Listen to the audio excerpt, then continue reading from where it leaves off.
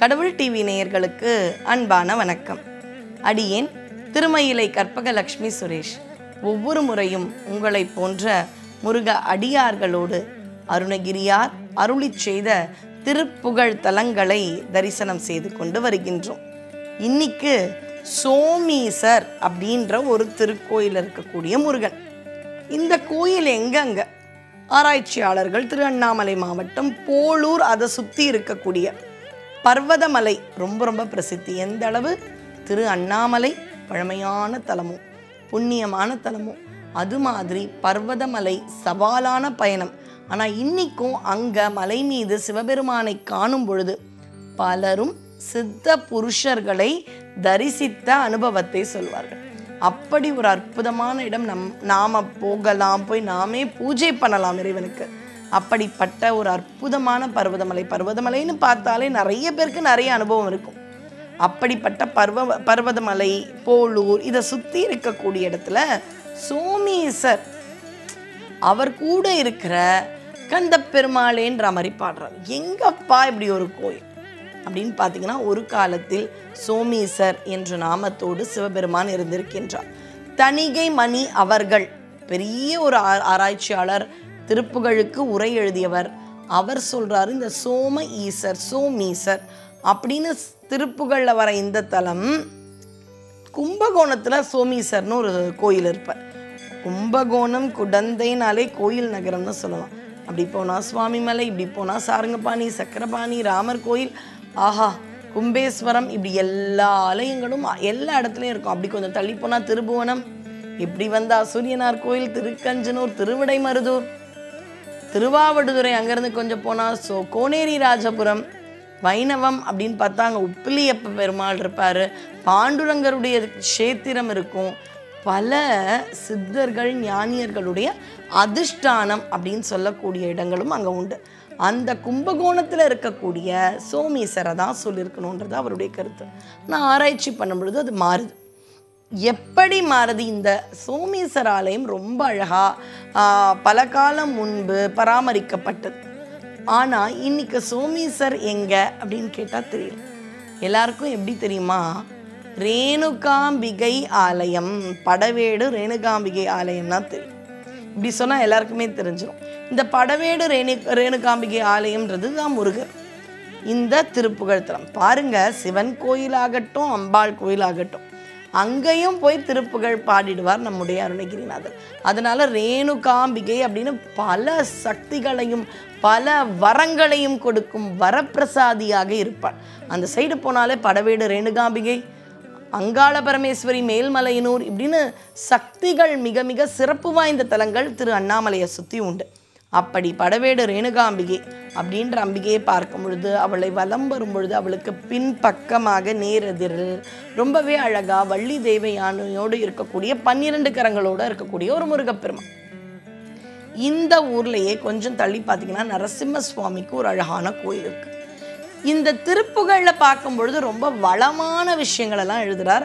அவர் சொன்ன வளமிக்க காட்சிகள் இன்றும் நரசிம்ம சுவாமியினுடைய திரு சன்னதியை சுற்றி காண முடிகின்றார். நரசிம்மரை போற்றுகின்றார். அப்போ இதை விட என்ன ஒரு நமக்கு ஒரு ப்ரூஃப் கிடைச்சிரும்? இது பெரிய விஷயம். நரசிம்மரை பார்க்குறார், பாடுறார், அங்கே இருக்கக்கூடிய முருகப்பெருமானை பாடுறார். முன்பிருந்த சோமீசர் என்பவருடைய லிங்க திருமேனி, சிவபெருமானுடைய லிங்க திருமேனி அகற்றப்பட்டு வேறு இடத்தில் வைத்து கொண்டாடுகின்றார்கள். இதெல்லாம் பார்க்கும் பொழுது படவேடு ரேணுகாம்பிகை ஆலயம்தான் சோமீசர் என்று திருக்கோயிலில் கொண்டாடிய அருணகிரியார் கொண்டாடிய முருகன் அப்படின்ற ஒரு புரிதலுக்கு வரும். ராஜகம்பீர நாடாளும் நாயக வயலூரா, ஏழ்தலம் புகழ் காவேரியால் விளை சோழ மண்டல மீதே மனோகர, ராஜகம்பீர நாடாளும் நாயக வயலூரா. இது அருணகிரிநாதர் வயலூர்ல இருக்கக்கூடிய காவேரி சூழ்ந்த அந்த நகரத்தை பார்த்து ராஜ கம்பீர நாடாளும் நாயகன் நீ அப்படின்னு சொல்றார். அதே வார்த்தையை இந்த திருப்புகள்லையும் சொல்றார்.